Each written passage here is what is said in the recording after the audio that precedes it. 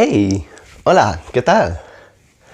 Yeah, another Spanish lesson, otra lección de español. Y hoy vamos a hablar, today we're going to talk about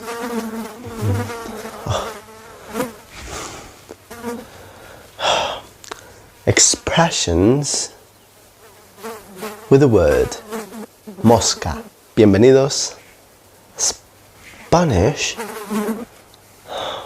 Bienvenidos a Spanish with Quest. So first of all, you need to know what MOSCA means. Maybe you know, maybe you don't.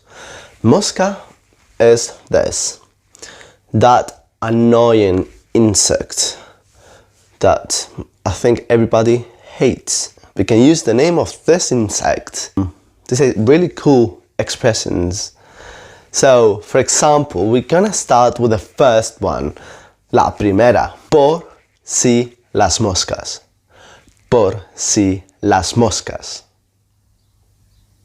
So, por si las moscas. What it means in English, that'd be just in case, just in case.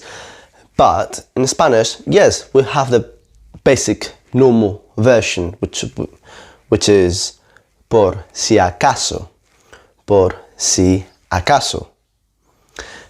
Perfect, use it, please use it, but sometimes you can go and say, sometimes you can say por si las moscas. You will sound more advanced, more native, and you will impress a lot of people. Por si las moscas. For example, hace sol, pero quizá luego llueva. Me llevaré un paraguas por si las moscas. It's sunny, but maybe later it starts raining. I will take an umbrella with me just in case. But I could say, me llevaré un paraguas por si acaso. But more advanced, me llevaré un paraguas por si las moscas. The second one, la segunda. Estar mosca. Estar mosca. Well, estar mosca is like to be a little bit angry, not being happy for any situation. Something happened. Maybe you thought you were gonna get a pay rise at work, but you didn't. So you're a bit like, estoy mosca. Estoy mosca. No nos han subido el sueldo. No nos han subido el sueldo. Estoy mosca. So I think this one is quite simple then, just when you're not happy for any situation, you can use it. Estoy mosca. The third one, la tercera. This one is really cool, very, very common. Estar con la mosca detrás de la oreja. Estar con la mosca detrás de la oreja. Or you can also say, tener la mosca detrás de la oreja. You can use the verb to be in Spanish, estar, or you can use the verb to have. The verb to have. El verbo tener. Estar con la mosca detrás de la oreja, o tener la mosca detrás de la oreja. So this means to be suspicious of something, right? Like when you say in English, I smell a rat, right? You know things are not going well, or maybe someone is plotting against you. You've got that sense that something is not right. It's just not right. So you've got that thing in your head, like thinking, just thinking, well, there's something going on here. I don't know. Maybe you've got the feeling that you might get fired at your job, or any other, or maybe your wife or husband is gonna, is going to ask you to divorce. Jesus, and you start thinking, and you start having this thought in your mind, and you can't get rid of it. So that'd be the situation where you can say this amazing expression. La cuarta. ¿Qué mosca te ha picado? ¿Qué mosca te ha picado? See, in English, you would say something like, what got into you? What got into you? Right? In Spanish, however, we use the word mosca. Mosca. ¿Qué mosca te ha picado? What fly bit you? Right? That would be the literal translation. What fly bit you? In Spanish, ¿qué mosca te ha picado? ¿Qué mosca te ha picado? So, ¿qué mosca te ha picado? Why did you say that? Why did you say that? Or why did you make that question? It was out of context, completely out of context. See, exactly. So in the situation where someone, says something really, really unrespectful or something that person shouldn't have said, you can ask to this person, ¿qué mosca te ha picado? ¿Qué mosca te ha picado? Or maybe you made a mistake. Maybe you said something you should have not done. Well, in this case, what you can say, you can use the first person, la primera persona. ¿Qué mosca me ha picado? Why did I say that?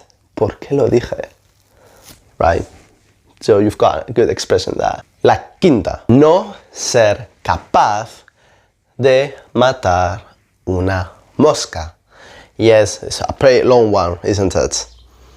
It is, but let's break it down. No ser capaz. Capaz. That would be able in English.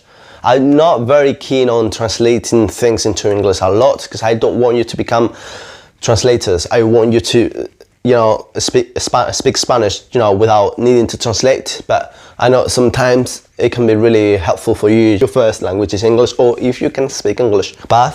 Capaz is what you're able to do. So capaz, able de matar. Capaz and de, they always go together, okay? Yo soy capaz de conducir. Yo soy capaz de nadar. Yo soy capaz de hablar inglés. Capaz de algo, okay? Any action, any task. It's a really good structure. No ser capaz de matar, to kill, a really awful thing, to do. Oof. Matar. Una, mosca, number one, but in the feminine, because mosca is a feminine word. So, una mosca. No ser capaz de matar una mosca. So in English it would be something like, he wouldn't hurt a fly. Okay, imagine if someone is getting the blame of something really bad, something that's extremely bad. But then this person, and this person wouldn't harm anyone or anything, or wouldn't do a bad thing on purpose, at least. Then you can say, él no sería capaz de matar una mosca. Él no sería capaz de matar una mosca. So that's it. Yes, it's just some good, really expressions that if you learn them, start using them as soon as you can, because they will, the sooner the better, so they start sinking in, and then you will sound a lot more advanced. You will impress a lot of people, because not many Spanish learners know these expressions, but if you do, you're lucky, you know them now. If you didn't, maybe you knew them before, but now a little bit of extra practice here. So anyway, that's it. Thank you very much. Gracias. Remember, subscribe, give me a thumb up, suscríbete, dale me gusta, share, comparte. My social networks in the description below, en la descripción. The links are in the description below, or search Spanish with Chris on Instagram or Facebook and you will probably find me. If not, as I said, the links are in the description below. Right, thank you very much for all your support. I really appreciate it. Gracias. Hasta luego.